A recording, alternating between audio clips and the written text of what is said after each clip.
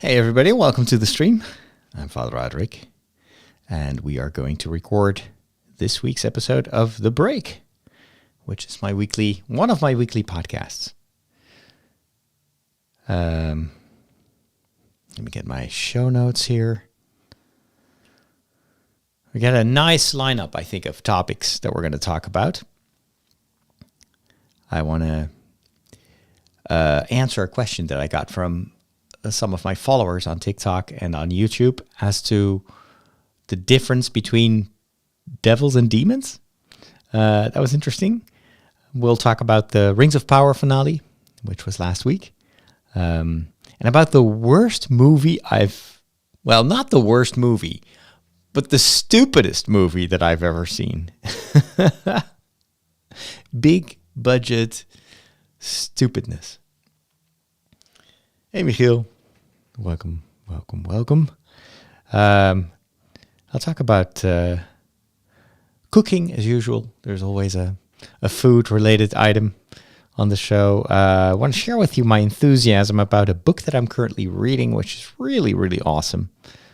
And I have some new technology that was installed yesterday and this morning. And it's cool. So all that and more, and I want to talk about Carrie Fisher because yesterday was her birthday. If she had still been with us, then that would have been an important day for Star Wars fans. But now it's a day of remembrance. That is basically it. So as usual, we'll just record the show. Feel free to add your comments, ask questions, and when I'm done with recording the show, then I'll get back to the chat and we can talk some more. Hey, Liz. I'm still kind of struggling with the camera for some reason. There's not much headspace here, and I don't know what I changed. Maybe my head is just bigger than it used to be. But I record more and more streams and videos in the other room, which is a studio room. And that actually looks a lot nicer. The problem is with that room is that there's a bit more echo. So it's for audio, maybe not the best place. So I hesitate to bring any of this equipment there. So I record usually with just a USB microphone, which is not really the best quality. It's definitely not on the same level as using the Rodecaster. But maybe I can, what I'm thinking of doing is getting a microphone stand to bring the microphone closer to my mouth so you get less of that echo. And maybe even get something like the Rodecaster for that room as well, because I do record a lot of my stuff there. And of course, also with my anime videos and Star Wars stuff, you want to have good quality audio. This is more of an audio setup. This is meant for podcasting. But for video, I always kind of struggle with the image because it's a tiny room. There's literally just, would it be 1.5 meters behind me here, and then you already have the wall. So it's much harder to get a good, nice separation between the foreground and the background. And it's a bit cramped. I'm like sitting here. It looks much bigger on camera than it actually is. Hey, Jeremy, how are you doing? Still haven't been able to get StreamYard working with the EOS webcam. It's a weird thing that some programs do recognize the software from Canon, and a lot of other apps don't, among which the app that I use a lot for these kind of streams. So I'm currently using Ecamm, which has always been really great at supporting all sorts of cameras. But unfortunately, it doesn't have the destination thing that you do have in StreamYard, which I think is great, because then I can stream simultaneously to YouTube and also to Facebook, and even to Twitch. You can have 3 destinations. And I kind of like the interface of StreamYard. It's browser based. It's very easy to use. Yeah, I don't know what that is. On Windows, there are no problems. It does recognize the camera right away. So in the other studio, I do have an old PC that I use for that. Not the fastest one. But I just don't understand why Apple can't make that work. Or maybe it's Canon that doesn't work well with Apple. The joys of technology. All right, it's 5 p.m. here in the Netherlands, which means it is time to get going. So at 6, I can start cooking dinner and then have the rest of the evening to rest, to probably watch TV and just go to bed very early, because I'm I'm very tired today. For the third, how do you say that? Subsequent day? For the third day in a row, I was woken up really early. So on, what was it, Thursday, I had to go to see my physician. It was an early appointment, so I had to wake up early. The next day, I also had to wake up early before what? That was something else. I forgot. And then this morning, I was thinking of sleeping in, and then at exactly 8 o'clock in the morning, I was still in bed. There's delivery service. I had ordered something on the internet. I thought they would bring that in, next week. Usually it takes a couple of days, and instead it was like first delivery of the day. And it woke me up from a very deep sleep phase. And so for the rest of the day, I've been feeling like I feel so sleepy. But I have made this commitment that every week I will do a podcast for my patrons and well, in general, also for the rest of my audience. And so I don't want to do that on Sunday, because then it will take up most of the Sunday. So I want to do it today. So I've been kind of procrastinating, because recording a podcast always forces me to go like in switch gears. And when you're tired, I always feel it's hard to keep up that same level of energy for an hour. And you can probably tell by my voice right now that I'm still kind of in that pre-podcast mode, where I'm more, I don't know, slower, trying to gather the courage to start the podcast. When you're just a podcast listener, you may think that all comes naturally, and oftentimes it does. But there are also days where it's really like I really have to push myself to record the show. Hey, Michael, and all of you. Well, instead of I've learned today that procrastination is, in fact, it's not laziness, but it is. It's because it's a coping mechanism, because something you want to do, well, something you're supposed to do.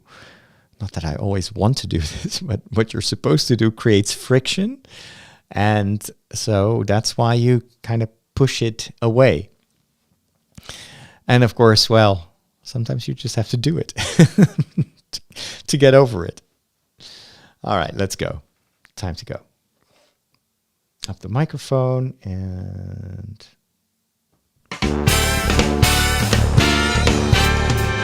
Hey there, and welcome to another episode of my weekly show, The Break. I am Father Roderick, and we have a lot of things to talk about.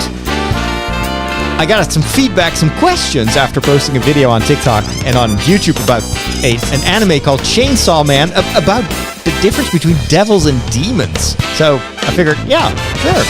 That's new content for my show. And way more things to talk about. I'll also review one of the stupidest movies I've ever seen. We need to talk about the Rings of Power finale that was aired last week. I want to share my enthusiasm for a book that I'm currently reading, the first part of a trilogy. And I think there are actually already 5 books in that series. It's really cool. Of course, we're going to do some cooking. I will share some recipes. And I want to talk about some new, you could say, domestic tech that I had installed yesterday and today. So it's not going to be about like this high-tech iPads. Well, we'll talk about the new iPads also. Why not? But sometimes you just need kind of gear in your house. All that and more coming up on the show, which is made possible thanks to my patrons. I want to welcome 2 new patrons this week, Caramel and Veronica. Thank you so much and welcome to the community. And I also want to say a special thank you to Brian Rupert and Tony Suhu, who have both upped their monthly donation, which is really awesome. As you know, I do this work thanks to my patrons. It's my only source of income. And my patrons make it possible for me to do that outreach in places where normally a priest wouldn't go. Like you're almost like sponsoring you could say a virtual enterprise spaceship that goes into uncharted territory. I mean, there are so many churches, so many parishes, so many priests all over the world.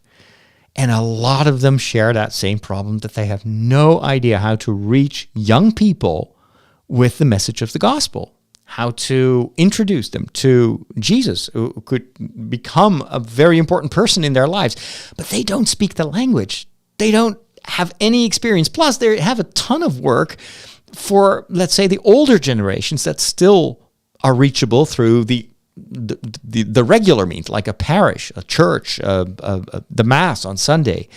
For an entire young generation, the church is a completely different planet. And so instead of waiting for them to build a rocket and to fly to my planet or to our planet, I've been put in a position where I can take my little rocket and fly to their worlds and to explore these strange new worlds, from TikTok to YouTube to anime to Star Wars. And I, on a weekly basis, reach hundreds of thousands of young people on TikTok alone. The video that I made last week already gathered more than 400,000 people that have watched that video. It's an 8-minute video. It's almost like a homily length video. And yet 400,000 people watched that entire video. And so you cannot imagine the amount of questions that you get, not just about the contents of the video, but also questions to me as a priest, religious questions. Please clarify. And what always touches me the most, you get these testimonies of people that say, hey, I had completely lost my faith. I had abandoned the church. But thanks to you, I kind of find that religion again. And maybe I was too quick to throw it overboard. And those are, I think, the seeds of a possible conversion in the future, change. I am not doing that, by the way. That's God that does it. I just want to be there so he can use me as his instrument in these places where most priests and bishops and religious people wouldn't venture. That is what you make possible by becoming a patron. So for those of you, right now, I've got a small group of patrons, small in comparison to the hundreds of thousands of people that I use. But I also know that the majority of the people that listen to this podcast are not patrons for whatever reason. But maybe you thought, well, other people can take care of that, but I really need more support to be able to continue to do this.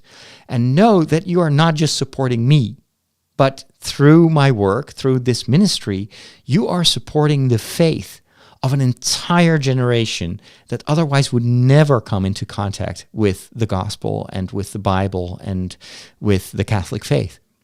So that is why I want to encourage you to take a look at patreon.com/Father Roderick. And if it's possible, and if you share my zeal to to reach out. We need to hand this over to another generation. If you want to join that quest, you can do so by becoming a patron. And of course, there will be some extra perks for the patrons as well, but it's about the mission.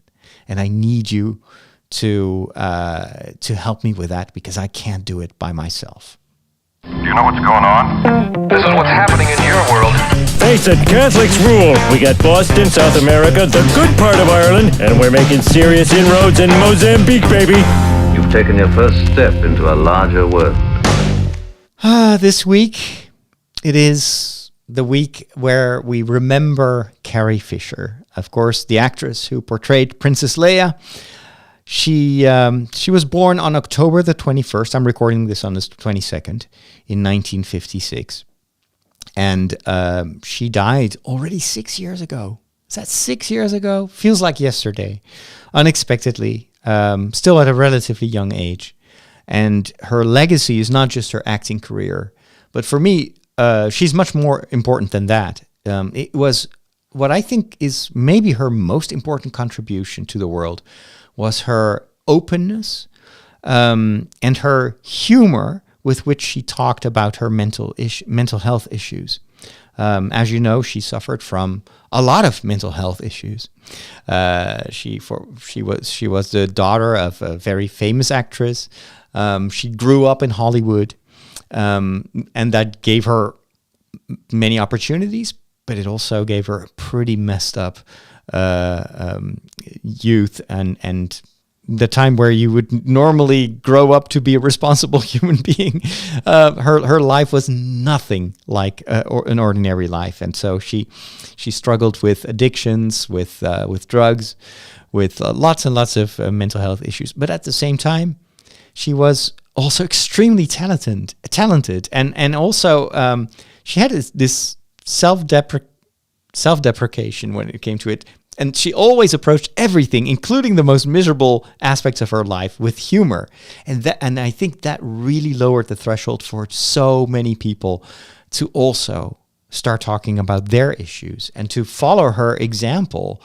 So she's not just a hero of a lot of Star Wars fans that grew up watching the movies in which she starred, but I think she is all, and maybe this is something that we don't even realize right now, but I so hope that Carrie, wherever she is right now, may see the let's say the harvest of what she did, and how many people she has helped, so many people that she may have never met, but it's through her honestness, I think, her transparency or authenticity when it comes to these issues, that she's helped them to get out of their little corner and stand up for themselves or seek help.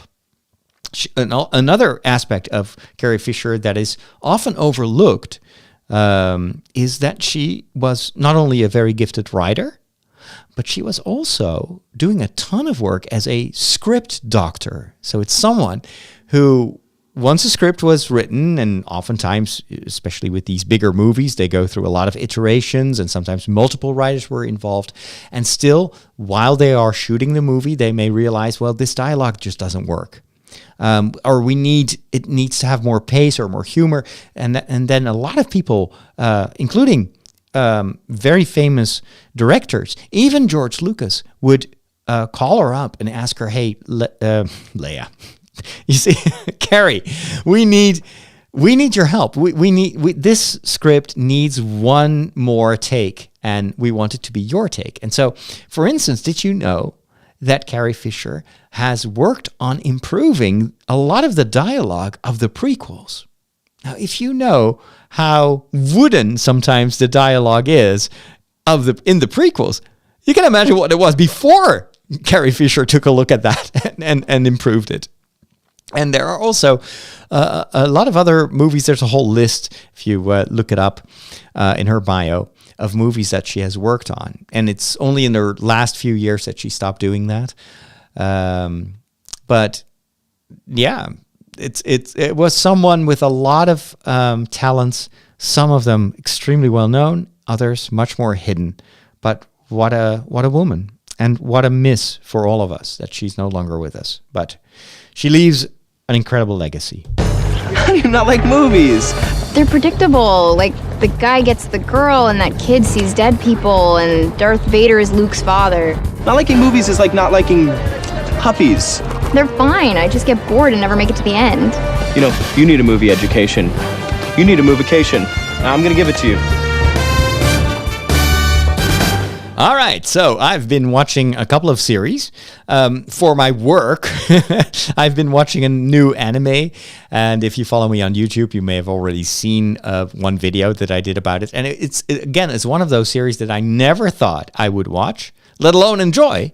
But I was just trusting my audience, and they told me, you will maybe not love this, but this is interesting stuff. You will have stuff to say about it. And the series is called Chainsaw Man. It's based on a very long-lasting manga series. So manga is like comic books for Japanese stories.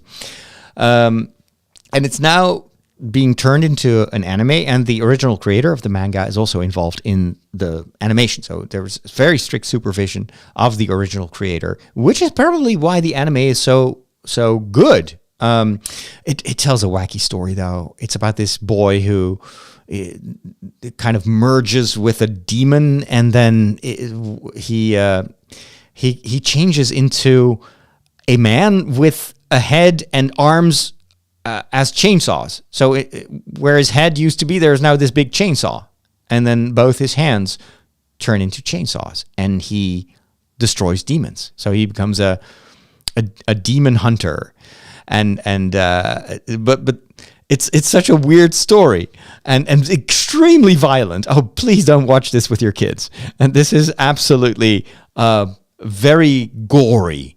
And you know me, I don't like gore. I don't like horror. I don't like any of that. So, but I saw that this story, this anime, and also the manga has struck a chord with millions of fans. And I always wonder, well, if so many people love it, there has to be something in there. And I want to know what. It can't be just a gore. And so I started watching the series and did a video about it. And it's interesting. It's really interesting. And there are definitely some deeper layers in the story, which I try to then explain to my audience. And even some religious symbols in there, and some definitely some biblical themes that are mixed in, as is always, well, not always, but is often the case with Japanese anime. And so I'm glad that I've discovered a new series. And then, of course, a lot of the people that follow me are like, oh boy, he is going to be so disappointed or shocked or outraged when he watches this or that, because they already know how the story is going to go. And they think that as a priest, I'm kind of this very vulnerable, timid person who, whenever there is something that is a little bit shocking, I will just immediately condemn it, and I will start waving around rosaries and crosses and say that everybody who watches that goes to hell. And see, there's still this idea about priests and about the church, and I'm always like, dude, I've seen a lot of movies in my life. I've read a lot of books. I've heard a lot of confessions. There is really not much that can shock me these days. And always, I also trust the storytellers. I always know that there is a reason often why they use a certain genre, because in this case it's just a genre, to tell stories. And the good stories always go beyond the form. So like a good vampire movie will always have something to tell, will have a message. So even if you don't like the genre, you can still appreciate the message. And the same is true for science fiction. And you may not like Star Wars or science fiction in general, but you have to agree with me that there are a couple of stories, be it Star Wars or Dune or you name it, Firefly, or that have a good message or an important message. Take Star Trek. You know, so many people that really couldn't care less for Star Trek, but they do appreciate the kind of the core message of hope and tolerance and trying to seek peace, combat evil. And so this is how I approach a series like Chainsaw Man. And I already have watched the second episode, and now I see like, oh, that's what the fanboys were predicting. Like, oh, he's going to be so shocked when he will discover that the hero of the story isn't actually a hero, but he's a pretty messed up young boy.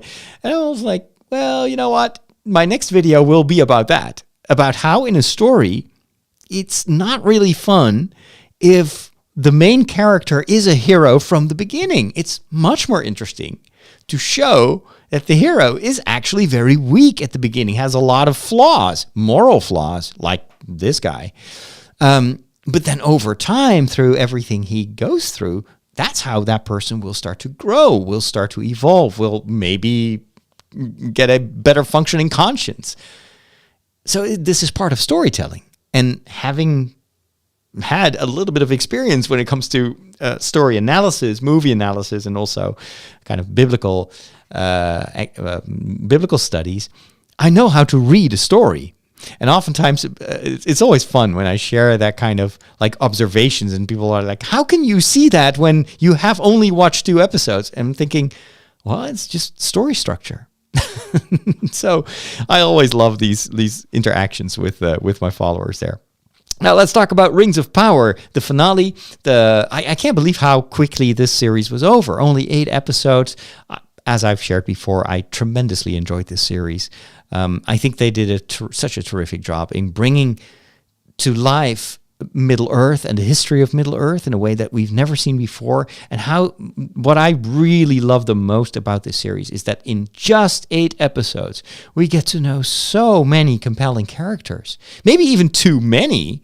There were some complaints of people that maybe they tried to cram in too many people, and you've got the Harfoots, and then within the Harfoots you've got so many different characters, and then you've got the Numenorians, but then we kind of lose track of all of those people. There's just too much going on, and I'm like, well, I don't mind, because we still have a couple of seasons, and what I love is that despite the fact that this is only 8 episodes, you can rewatch them.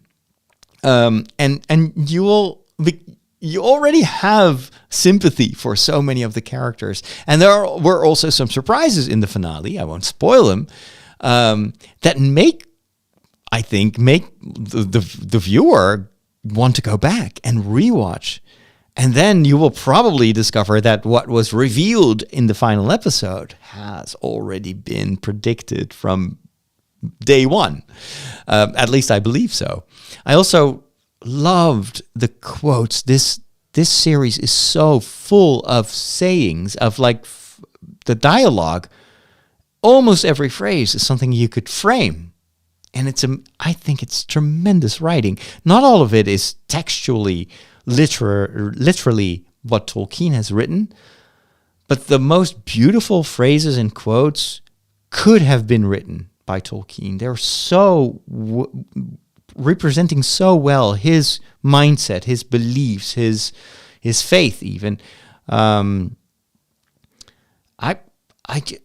just amazed at what they pulled off. Now, of course, you've got the visuals. It all looks gorgeous. The costuming, the props, all of that, amazing. But none of that would matter if the story wasn't good, if the character development wasn't interesting, and if there wasn't a soul in this story. And I believe that that's where this series shines. There is a very deep, big heart in the series, and also a very deep soul. This is about very fundamental issues not just in Tolkien's life and work, but also in our history, in our world. This story in many ways makes us think about the goals that we pursue, what it can entail if we choose violence instead of choosing the noble, difficult road. There is so much there about small people, insignificant people facing great, powerful, seemingly powerful evil. There is this tenacity of those that want to combat evil, but also the failures and the flaws of even a noble race like the elves. All of that is so reminiscent of ourselves and of the world in which we live. And I think this series did a tremendous job in painting a very rich tapestry, beautifully done, but also very rich thematically. And if there's one thing that I maybe love the most, it's the music.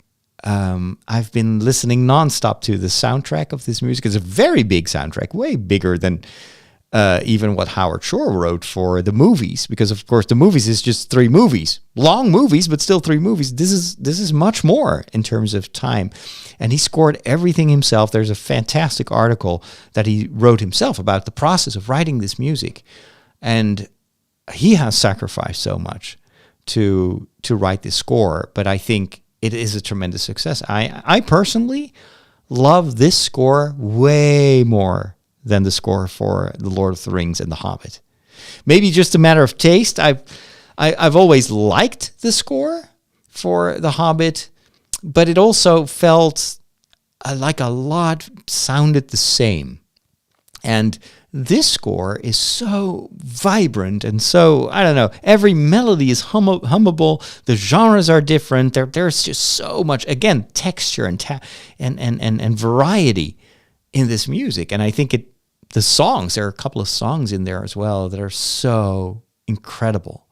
Can't wait to see what they're going to do with season 2 that is currently already being filmed, but that we only get to see not next year, but in 2024. Oh, it's going to be such a long wait. All right, I'm currently also streaming from time to time my Lego builds. I'm finishing the set for Friends, and when I started building that Lego set, I had to confess that I had never watched an episode of Friends. Well, I tried to watch an episode of Friends, and I just felt it wasn't for me. I just didn't get it. There were too many characters. I just didn't see the point. It was so different from the high standards that I was used to with The Big Bang Theory and The Office.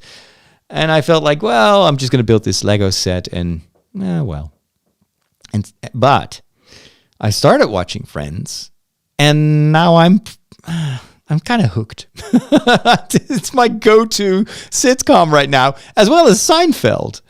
So I'm watching Friends and Seinfeld. I'm like 20 years behind on everyone else.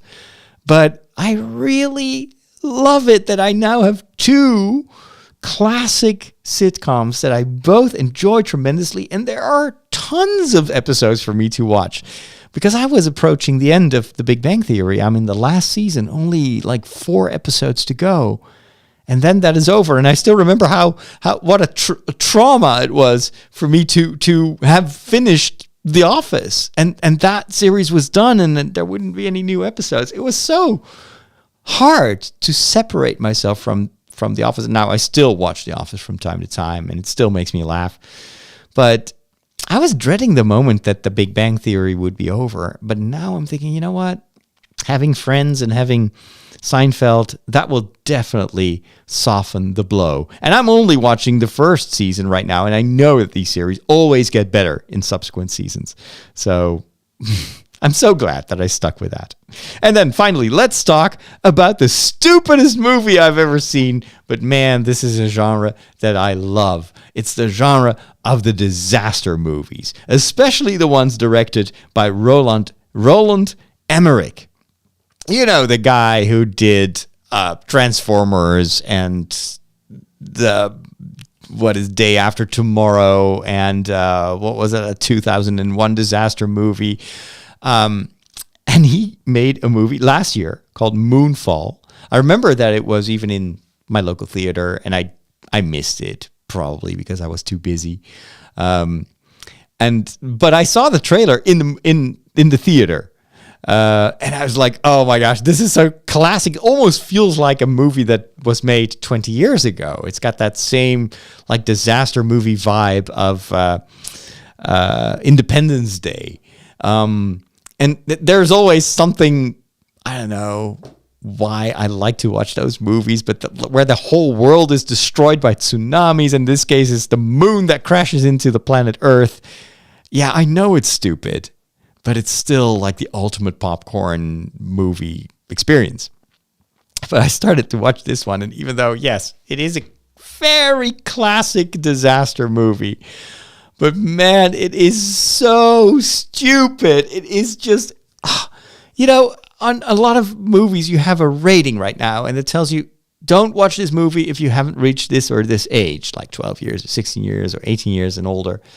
This movie should have a rating that please don't watch this movie, or this movie should not be watched by people over the age of 10. Because literally, the plot only works until the age of 10. Even a 12-year-old would probably already shoot holes through the script. It is just insanely stupid. And yet, still, I watched it. It's so cool. You know what? Since we're already talking about it, I am going to play the sound of the trailer. You know by now a huge problem is heading our way. An emergency meeting is being called at our usual place immediately. 3 bagels. I've made a shocking discovery. I need you to get me in touch with NASA immediately. Well, NASA and I aren't really on speaking terms these days. Oh, that'll change. When you tell them that the moon is out of orbit. There's no need to panic. I'm not crazy! Why are they lying about all this? It's too late to stop. You knew all this was happening before NASA. You're the unidentified source? Oh, yes. We're dealing with an intelligent entity. We're planning a mission to attack this thing. I'm asking you for your help. Say yes, Brian. I need you to be brave. If the moon really is what you think it is, suit up. You have got a big gravity wave coming your way. You have to launch now. Did he say gravity wave? Trouble on the way. We're underwater, guys!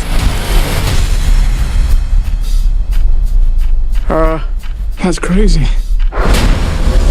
I hear hurricanes are blowing. Whoa, slow down! What's the plan? Save the moon, save Earth. Brian, what are you doing? It's flying itself!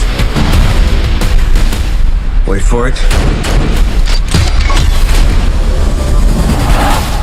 Let's go, you son of a... Yes! Hang on! Everybody, hang on! I'm gonna get you home!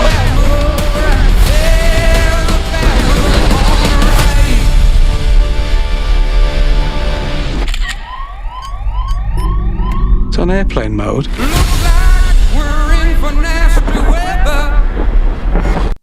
It is so stupid. To give you an example, at one point they're going to fly to the moon using the space shuttle. The space shuttle is, of course, no longer in use, so they get one out of a museum.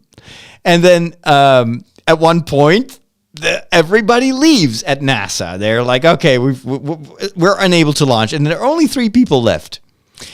And they tell you that these 3 people are able to launch with the space shuttle all by themselves. Like, there's no one. Everybody has left the premises, but these 3 people just, let's just step into the space shuttle and we're launching here. It's like, seriously? And this is like a collection of tropes, but it's a trope of a trope of a trope. It's so, every phrase feels like it's been done before. And there were literally moments, even in this trailer, there's this moment like, yeah, NASA and I were not really on speaking terms. Like, I was literally predicting that would be his reaction at that moment. And it's so every time there are these things, you know exactly what's going to happen. Even the visual effects. Like, there's this car chase and it's in low gravity because the moon is already very close. So it's like sucking up everything from the ground. And like, didn't they do exactly the same thing in 2001 with that disaster movie? And oh my gosh. And there are a ton of famous actors that work. It's just Halle Berry and what's the dude who plays the president in the Hunger Games, and so many great actors. But they're in one of the worst written movies ever. I mean, this feels like it's been written by a 10-year-old. But it's still kind of guilty pleasure. So if you ever want to check this out, I think it's on Netflix. I think I watched it on Netflix. make sure to leave your brain at the door. Otherwise, you'll get mental whiplash.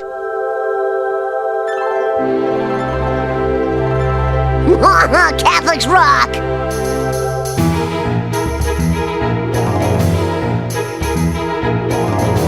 Here at the Peculiar Bunch, we're always happy to tell you everything you always wanted to know about Catholics, but you were afraid to ask.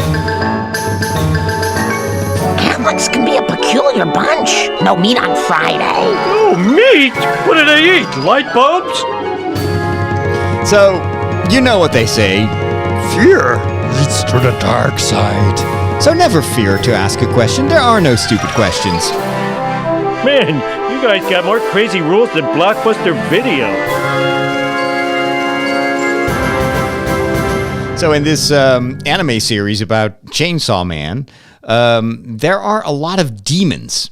And I've noticed that in, and of course, we're not talking about Christian demons. We're talking about the concept of almost like a daimon in Greek, which can also be a benevolent creature. And so in Japanese mythology and fairy tales, you see a lot of these creatures where you wonder, like, they're half like fairies or half spiritual beings. That none of it resembles anything from the Christian tradition. And yet it's still being translated as demons. But in this case, even the translation on Crunchyroll said devils. So Chainsaw Man is a devil hunter. But I was, in my commentary, was constantly talking about all these, demons. And then I got some questions about that. Well, why do you say demons? Why didn't you say devils? Because, it's supposed to be devils. And actually, or is there a difference between the two? And I love questions like that, because then I can do, in my next video, I can do a little bit of catechesis about what's the difference between devils and demons. And you know what? Why not share it here too? Because I'm not sure that everybody knows what the difference is. So the devil, the word devil in Greek diabolos, means slanderer or false accuser. And it's only used in singular in the Bible. So there's only one devil, one diabolos. However, there are also a lot of other, well, here I have to use the word demons. That comes from the Greek daimon, or daimonon, daimonion, demonic daimonion. And the root meaning of the Greek word daimon has something to do with intelligence, with knowing. These are creatures that have an intelligence or are spiritual. It's kind of like between the idea of intellect and also kind of the spirit. They have a great spirit.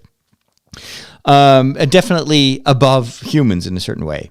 Now, in the New Testament specifically, the word daimon and daimonion is used both in singular but also in plural. Think of the demons that have taken possession of this man who is tormented and encounters Jesus. And then Jesus tells these demons to go into the pigs, and the pigs then run away and jump into the abyss. In those cases, the Bible never uses the word diabolos, but only the word daimon. And that makes it clear at least in the biblical perspective, what the difference is. The diabolos, the accuser, the slanderer, is what we translate as the devil or Satan. And there is only one in the Old Testament. It's the one who presents himself in the form of a snake, who is accusing God of withholding the truth from Adam and Eve. God doesn't want you to eat from that tree because He knows that you will be His equals. So that's why He's called the accuser, the false accuser in this case, because God, of course, didn't withhold anything for Adam and Eve. But there's only one. And so later on, the Christian tradition has thought about this. This has to be, so this is not a human. It's made very clear in these very early stories This is not a human. But it is also not a God. It's definitely not an equal of God. It's not like the yin-yang, dark light. This is just a dark counterpart of God. No, because Jesus and also in the Old Testament, this devil can be stopped. God is much stronger. It's absolutely not on the same level. And so theology later on explained, well, this has to be a spiritual being. This is what we call an angel, a pure spirit that may have a corporal manifestation in this world. And then, of course, you can always try to develop a theology as to how that is possible. But in essence, the devil, the Satan, is nothing else than an angel. However, it is an angel who has rejected God. And so a fallen angel. That's where the concept comes from. And so even before the story of Adam and Eve, there has to be a story. And this is, of course, not part of the Bible. But that evil, and that's what the story of Genesis wants to make clear, evil was not there as part of God's creation. Evil is the result of a personal choice.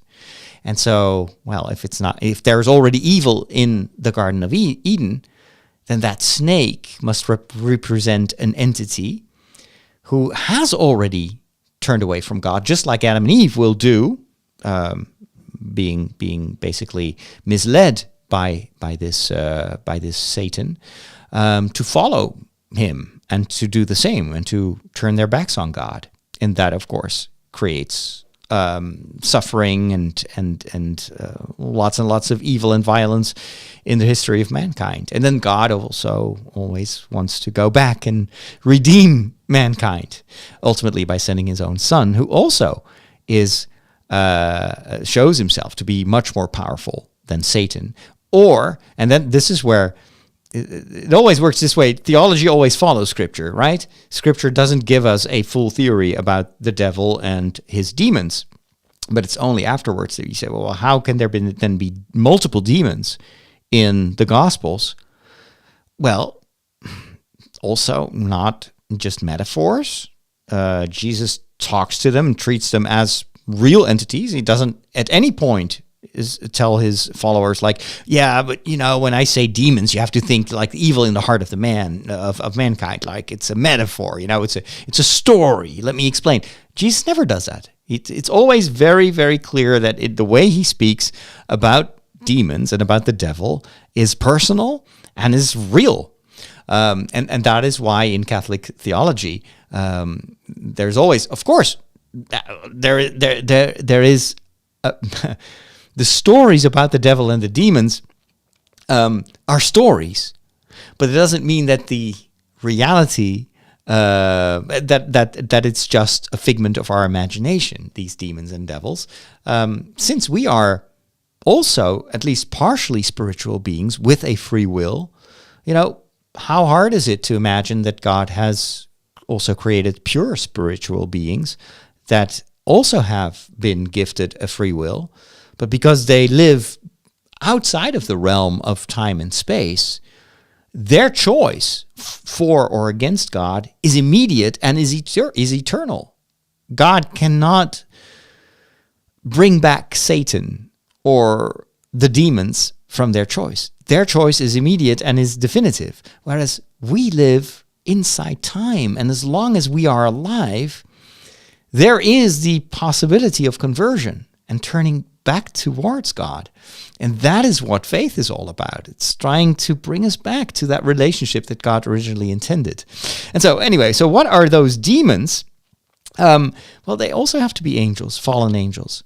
But it's clear that the devil, there's only one of them that is the devil, and so that must be their leader, or maybe the first angel who fell.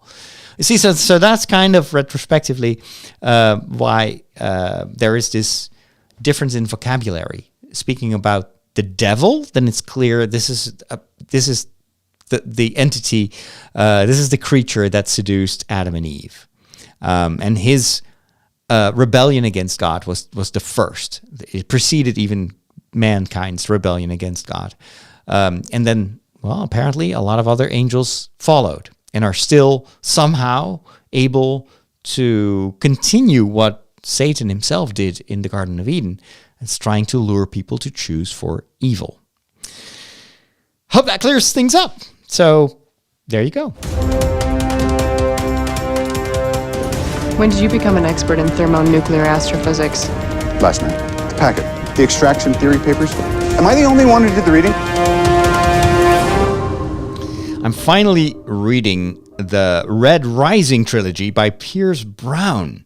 This is a series that I've seen mentioned by so many fantasy YouTubers that I'm following and book talkers. Book talkers is the slang for TikTokers that talk about books, and I follow a ton of them, and that's where I get all my book suggestions nowadays. I've told you time and again, you can say a lot of, you can be very worried about what TikTok is doing, but there is also something incredible about the medium, and it's not really the medium. The medium is just a medium. It's a tool, but it's the people that are sharing their passion for arts, for books, for even faith. It's so incredible, the wealth of knowledge, and this is one of the reasons that I think TikTok is so addictive. It's not just a mechanism of scrolling and videos only being 30 seconds long. It's because the people that you find there are so fascinating and you want to get to know them. And I take their recommendations at heart. This is how I learned how to cook. All these different recipes from all over the world. 90% of my inspiration for cooking comes from TikTok nowadays. A lot of the knowledge that I now have in telling stories, in making my own TikTok content, the marketing aspects of it, all came from TikTok. And now I get almost all my books from TikTok. So this was recommended by so many of these book tubers and book talkers that I finally was like, okay, I'm going to read it. I expected something. The reason that I had not read it before is that I thought that these books would be endless. I was thinking, it's probably something like Wheel of Time, 600 pages per book. I don't have time for that. I'm already 8 books behind on my reading list, and there are less than 3 months left in this year. And so I need to read more than 2 books per week. So I can't afford to read this book. And I was like, okay, well, but I'm reading for the fun of reading. So why would I limit myself to the smaller books or just race through these books just to match that number? I'm sure that I will make it. I have no worries about that. I always have this like race in the last few weeks of December to finish reading, to meet the goal that I set myself. But I also really want to enjoy the process of reading. And so I was like, okay, I'm just going to read this book. And am I glad that I did? Because it is such an easy read. Oh man, I should have read this years ago. It's a fantastic story. It's right up my alley. You know that I'm a huge fan of the Hunger Games and similar stories. This was a whole genre, Maze Runner, and was it Deviant or what was it again? There were a couple of these books very popular among young adults, and they were almost all like trilogies or 4, 5 books, 6 books. You've got the Bardugo series, and a lot of them actually have already been turned into television series. This series will undoubtedly also at one point make it to one of the big streaming platforms because it's a great story. So it tells the story of a world in the future, and people are living on Mars. So apparently they use terraforming and use all sorts of technology to... Yes, it's on Mars, right? Now I'm starting to doubt. Or is this on Earth? No, I think it's on Mars. Anyway, something happened, and I know already. This is why I got confused. Earth itself has become almost inhabitable well, and we kind of live in this. This future is starting to happen. We see how much this Earth, this planet, is suffering under the consequences of our own behavior. So in the story of Red Rising, Earth is no longer a place where people can continue to live, and so they went to Mars. But then Mars, of course, is not a planet where you can just live. So the story begins by introducing us to an underground society. And there are all these different groups of people, and in this respect, it really resembles Hunger Games and some of the other books in the genre. There are all these classes, and every class has a color. So you've got the reds, you've got the grays. The grays are there for like a police force. You've got the pinks, anyway, different colors. But that entire underground society is told that they are the colonists. They are mining the planet, so they are looking for water, for resources, so that in the future, all these resources can be used to make the planet surface of Mars habitable. And so for generations, these people underground work hard, sacrifice so much. It's a very, very strict society. There's also a lot of inequality. How do you say? Gosh, I can't speak anymore. There are a lot of class differences, even underground. But then, and this is a minor spoiler, so if you still want to read those books, close your ears here for just 10 seconds. The main character discovers that, in fact, Mars has already been habitable for years and for generations, and now the surface of the planet is just this lush world where people are super rich and they use genetic modification to improve their bodies, and it's the perfect life, and they are just using the people underground as slaves, but they don't know that they are slaves. And so this one boy, the main character, is sent up to, or it's actually not a boy, he's been married, and his wife actually sacrifices herself as the beginning of a rebellion. So the main character is sent to the planet, and he's being genetically modified to look exactly into it, and he learns how to act like one of the Golds. So basically the privileged people that live on the resources that are being brought together by the slaves underground to destroy the system from within. And we follow his story. It's riveting. And then it turns out that entire mindset that they use to oppress the slaves is actually also a mindset that causes a lot of strife and division with all these privileged people that live up on the surface of the planet.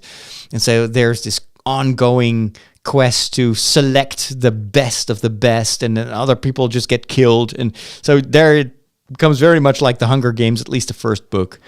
And it's just a great read. And in fact, it's a very fast read. So I'm thinking I'm just going to read through this entire trilogy in the next. I should be able to finish that in maybe the next week, or maybe I need 2 weeks for that. But it's worth it. So I just wanted to share that with you. The first book, by the way, is currently still on sale on the Amazon Kindle store. I think it's $1.99 on the US Kindle store. So if you want to check out the first book, just pick that one up, and if you like it, well, then you can always later on, or wait for a good deal for the subsequent books, or just pay a little bit more. I think it's worth it.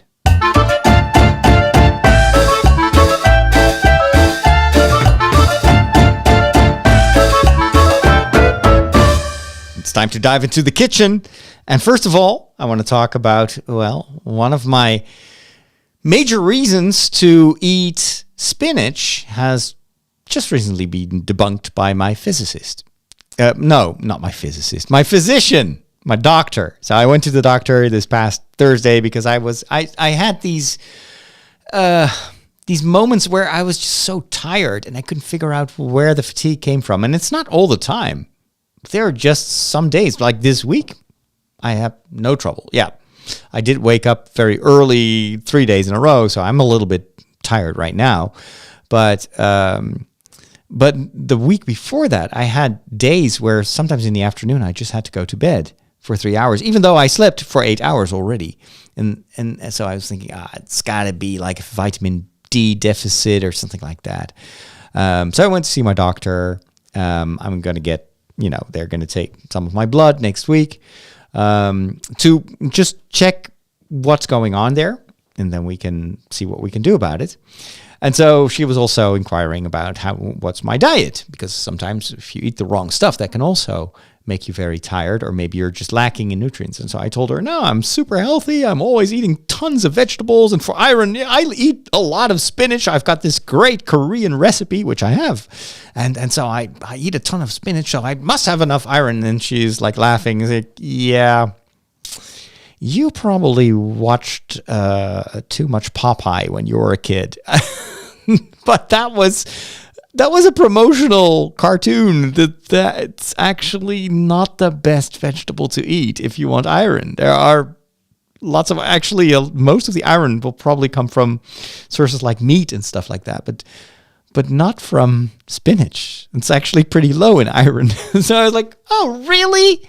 Like for my entire life, I thought that iron was, that spinach was one of the best sources for irons and iron and other vitamins. So I've always been, and I remember that I disliked spinach so much when I was a kid. I hated it because just the way my mom prepared it was really it wasn't very tasty. Like a lot of the vegetables that we ate as children, I hated them. And now I'm discovering all these amazing recipes with the same vegetables.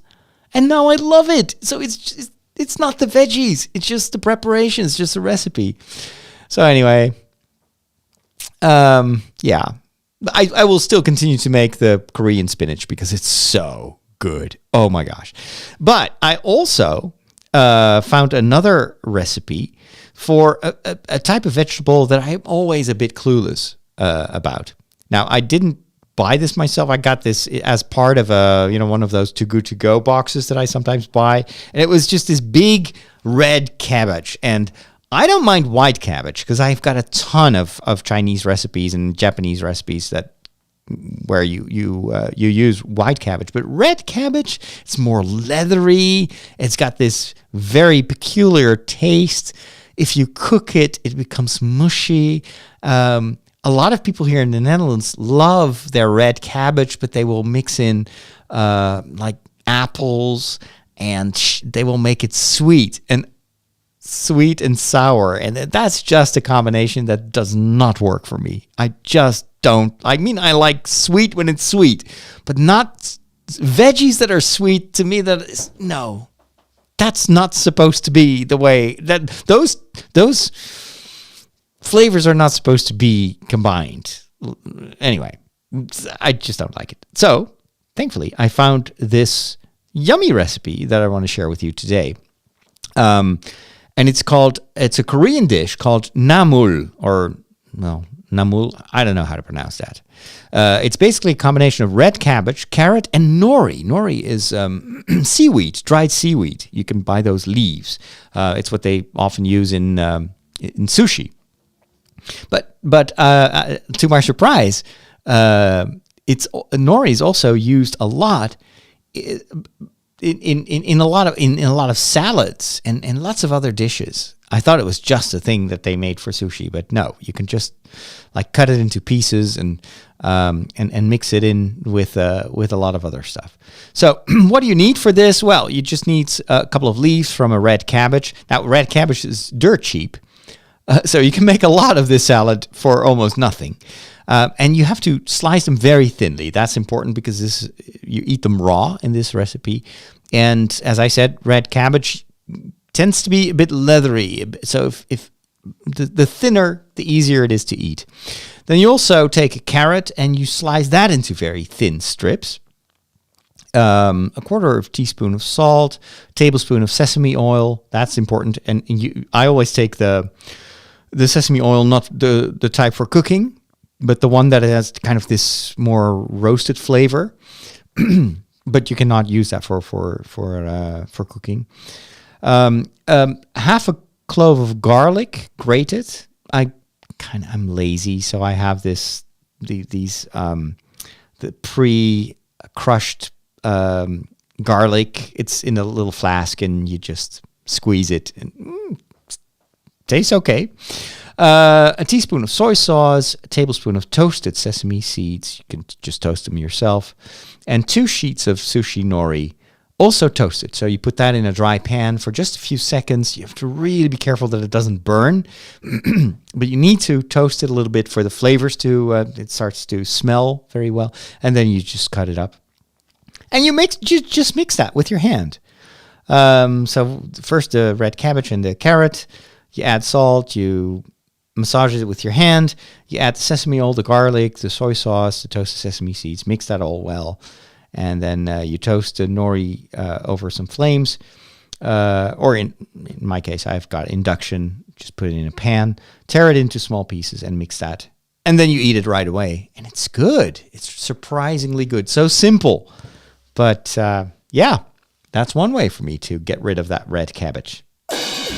We are on the cutting edge of technology. Wow. Well, what does that mean? Let's plug it in. It's going to say, hey, I see you plugged in a new device, and it's going to load in the appropriate drivers. You'll notice that this scanner build, Well, all your technology stuff, it just ends in disaster. But there is one more thing. I shared with you in previous episodes of this show that I was trying to reduce my my energy usage, and so I've been measuring all the equipment that I have. How much energy is it consuming per day? And no matter how much I tried, there had to be this one device that was draining a lot of energy, and I couldn't figure out what it was until I realized that it had to be the warm water boiler that is providing me with warm water for when I want to take a shower. I turned that one off, and then boom, like 12 kilowatt hours per day less energy that I use. So that was more than 2/3 of what I normally use. And I've got a lot of equipment, got monitors and computers and whatnot. But that boiler was a super old thing.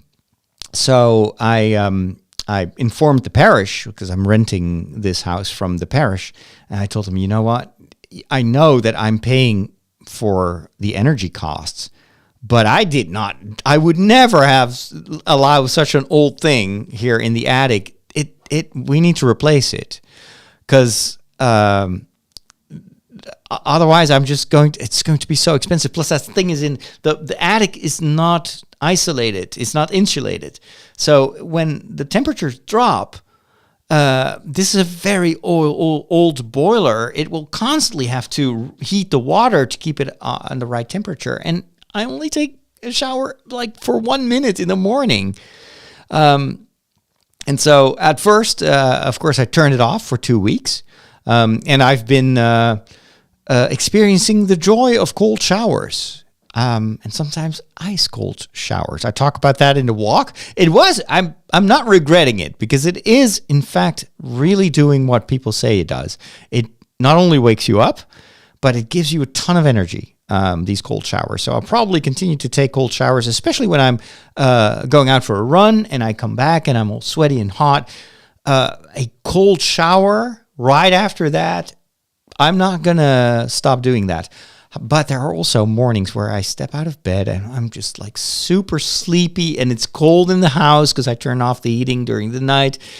And the last thing you want is a cold shower. So yesterday they installed a new boiler, and the guy who came to install it, he was looking at the old one. He said, "Oh my gosh, yeah, now I see why you want a new one, because this is ancient. This is probably from like at least 40 years old. If not older."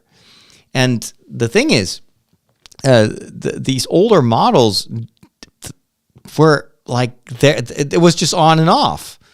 So it would just heat. And Also, the insulation techniques at the time were very bad.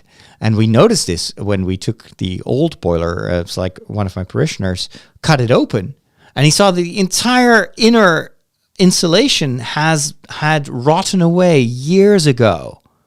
So it was just kind of like paper that was in there, and it was completely gone. It was just this black mess. And so that thing for an entire year has been heating up water, also in the winter, and it would barely retain the heat. It would just immediately fly out in the open. What a waste. So now the new boiler is a smart device, and the guy showed me how it works. So it looks at your patterns. It records when you take shower, when you need the hot water, and then over time it will start to recognize the patterns, and it will make sure that it only uses energy to have the water on temperature on the moments that you usually use it. And then when there are, of course, the majority of the day, I don't use the hot water, and then it will just lower it to 50 degrees, not under 50 degrees because of the Legionella, all sorts of bacteria that otherwise can be super dangerous. But it's saving a ton of energy. Plus, you can also put it in a vacation mode whenever sometimes I'm, on vacation or on a trip to the US, and then for 3 weeks I'm not home. Then you can just say, hey, just keep it at the minimum so it doesn't freeze, and start heating it up when I'm back from vacation. I put it back into normal mode. So I'm going to be very interested to see what the difference is, because I've been measuring what the old boiler used, and so I can compare it with the new measurements. Now, another device that the parish had me buy, and I can declare the costs, is a dehumidifier. I struggle with humidity in this house, and it's also mostly due to the fact that on the windows and the doors, they're all completely closed. You cannot open anything, especially downstairs, where, for instance, in the kitchen, of course, from time to time, you have a lot of humidity. Like I was just making a pea soup this afternoon, and well, whenever you make soup, there's a lot of humidity in the air. But the window cannot be opened. You cannot circulate any air in the kitchen, which is ridiculous. And so the humidity has been through the roof. It's normally at about 75%, sometimes even 80 or 85. And it's wet. That's way too much. It should be within between 40 and 60%. Otherwise, you'll get mold. You may even get respiratory problems. And so, of course, we cannot really change the windows now because it's, busy times for all these installation. Plus, the companies are usually very busy, but also it's a very expensive operation. Like almost all the windows, the smaller windows and the doors will have to be replaced in this house. You can imagine the costs. So we're still waiting for some estimates. But in the meantime, I was like, yeah, but if the humidity stays like this for until the end of this year, all my furniture is going to be rotting away. And so they allowed me to buy a dehumidifier, which is kind of an interesting device. It looks like a portable air conditioner, smaller, lighter.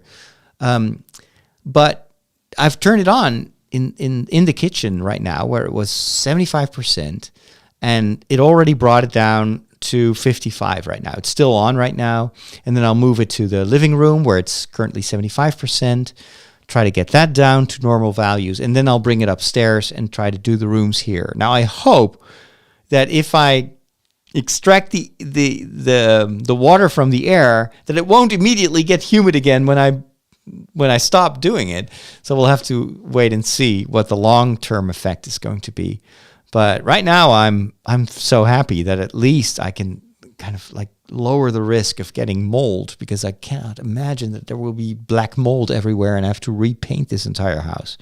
Speaking of extra costs. So anyway, very cool. Then, speaking of regular technology, Apple introduced without fanfare new iPads. and they still use the old, stupid, like first generation Apple Pencil, and now you need a dongle to charge it. So you know that they're just clearing inventory. But it's so irritating. Like, come on, Apple. It's just a thing that they sometimes are so cheap.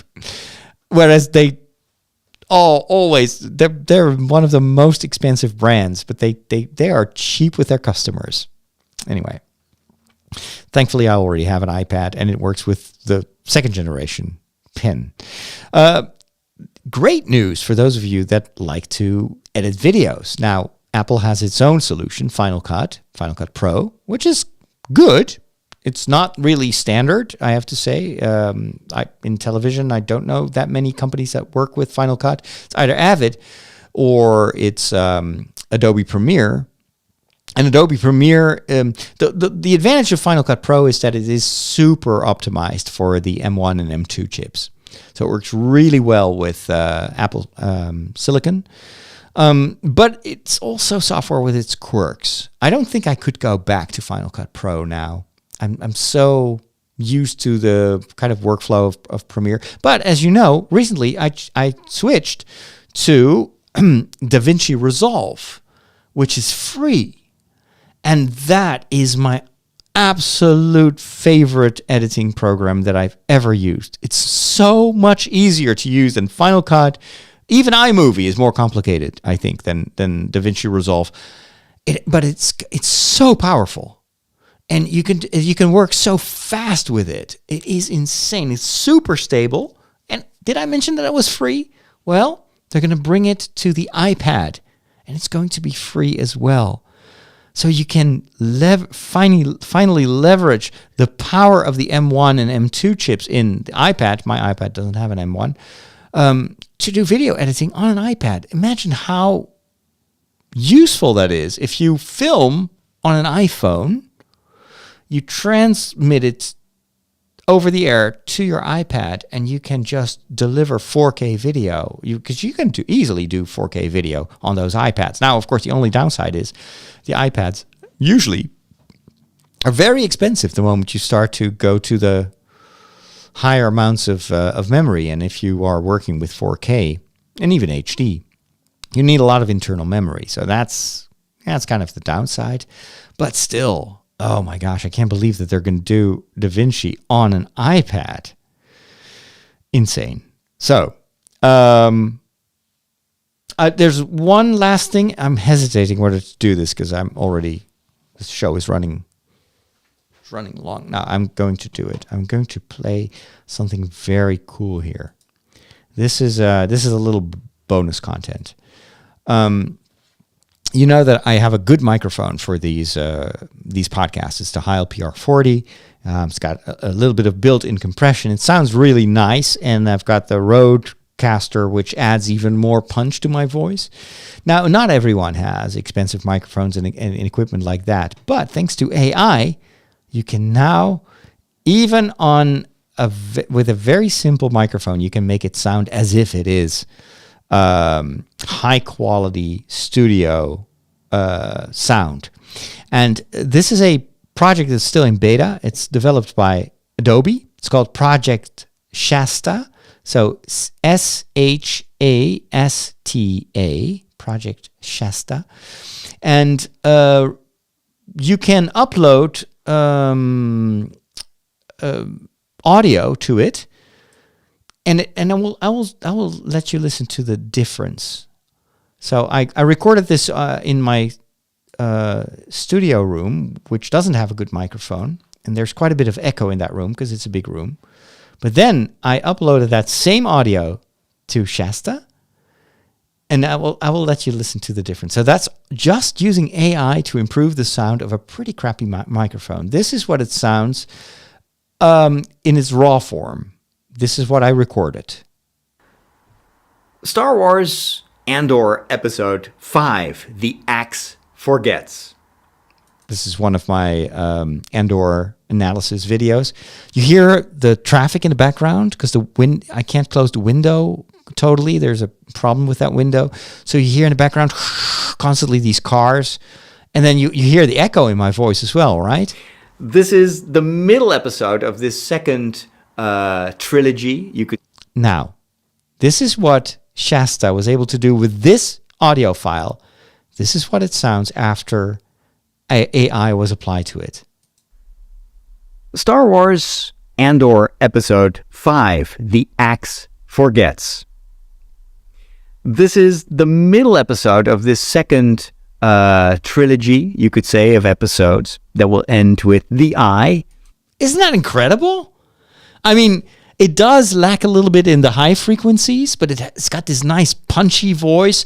If you would listen to the podcast like this just using the speakers of your mobile device, it would sound perfectly fine. Again, this is what it sounded like. Star Wars Andor Episode 5. And this is after processing. Star Wars Andor Episode 5. No more background noise. Nice punch. It's almost as if I'm very close to the microphone, which I wasn't. And yeah, it's free right now because it's still in beta. And this would be perfect, I think, for people that are recording, for instance, or maybe you have recordings where you're just using the built-in microphone of your phone. If you upload that audio there, and you can improve the quality of your social media videos very easily, very quickly. I'm super excited about this technology. But my Heil PR40 still sounds a ton better. All right, I want to wrap up with an inspirational thought of the week. And, well, since we already talked about Carrie Fisher at the beginning of this show, I want to give a quote of something that she said. I don't hate hardly ever. And when I love for miles and miles. A love so big, it should either be outlawed or it should have a capital and its own currency. Classic Carrie Fisher. I'll leave you with that. Be like Carrie Fisher. Well, not in all aspects, but definitely in this one. Have a wonderful week, and we'll talk soon. God bless.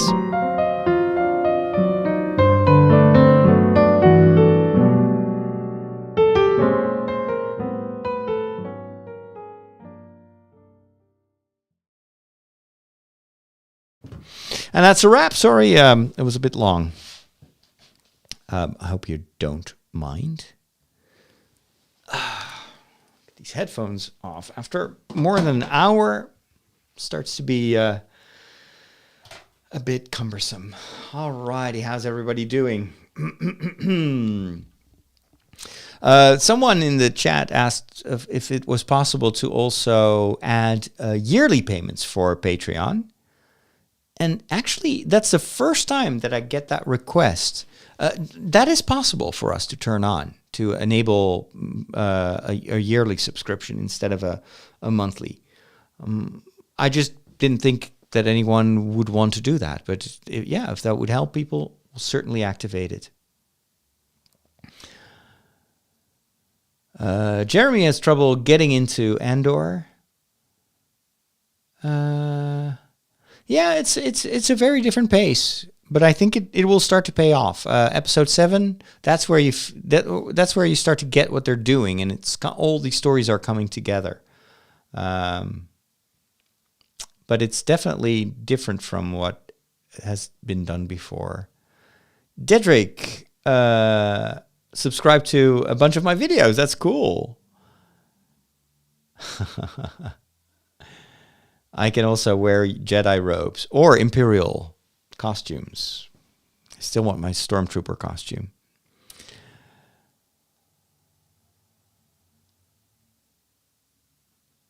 Let's see.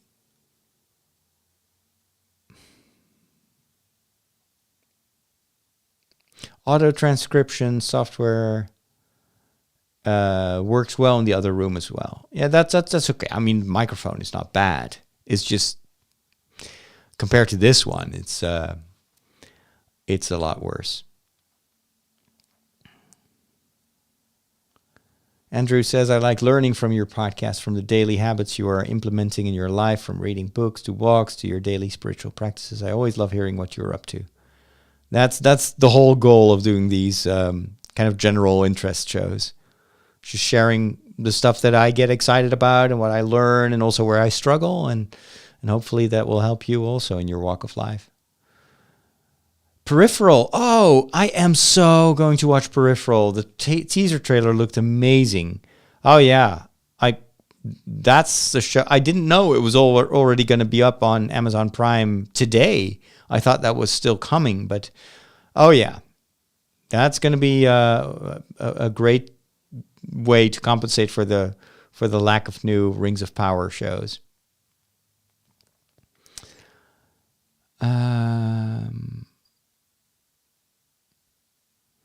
Yeah, Liz and Michiel still have the colds. And when you're struggling with that, nothing is fun. It's like, ugh. I hope it'll pass. Usually takes about a week, right? And then you'll be fine. But you'll enjoy catching up on Andor.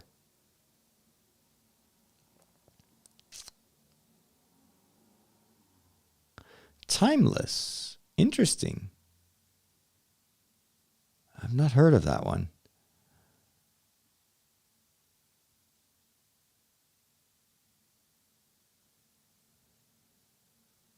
There is watchseinfeld.net where they stream Seinfeld episodes every day, all day. Really? Wow.